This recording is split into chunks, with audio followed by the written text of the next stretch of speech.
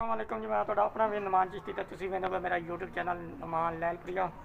जिस तरह का तुम मालूम है कि मेरा आज का विजिट है मलका हंस रास्ता पाक पता तो मैं इस टाइम मौजूद हाँ पीर वारिस शाह दी मस्जिद जिते पीर वारिस शाह रहमतुल्लाह ने माई हीर लिखी तो आ वेखो जी लिखा जामे मस्जिद सैयद पीर वारिस शाह रहमतुल्लाह तो तुहानू इस मस्जिद अंदरों विजिट कराने आइयो जी।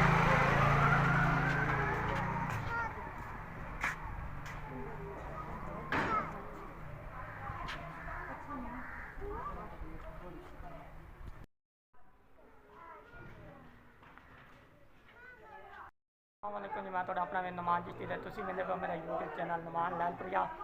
फिर वारिस शाह रहमतुल्लाह ने फरमाया कि वारिस शाह सदा ही जींदे रहने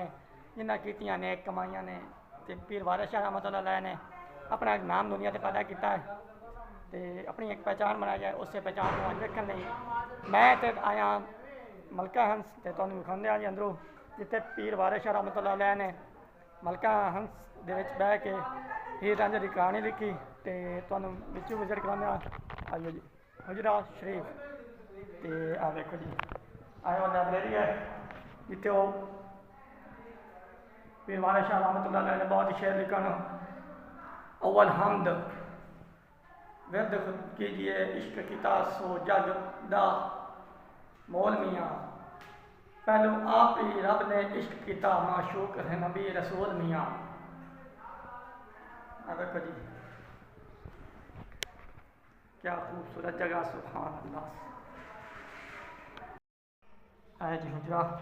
जिते पीर वारिस शाह रहमतुल्लाह ने माई हीर ते मियाँ रांझे की कहानी लिखी है। आयो जगह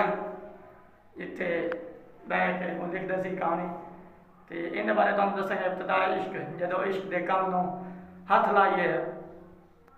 पहला रब का नाम दियाइए जी फिर नबी रसूल पैगंबरां नूं दम दम दरूद पहुँचाइए जी यारा असां नूं आन सवाल किया इश्क हीर का नाम बनाइए जी। आया जी उस जगह जिते पीर वारिस शाह रहमतुल्लाह ने हीर लिखी जी मौजूद हाँ मलका हंस इन हिस्टरी के बारे तुहानू दस्सिया कि पहले पीर वारिस शाह रहमतुल्लाह ने इत्थे आके डेरे लाए तो बाग बरी नाल उन्होंने इश्क हो गया। उस इश्क के करके उन्होंने उतों चेक दिता गया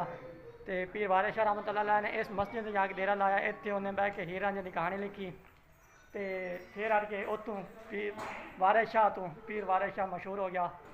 तो एक मशहूर शायर सूफियाना शायर ने तो वली अव्वल ने।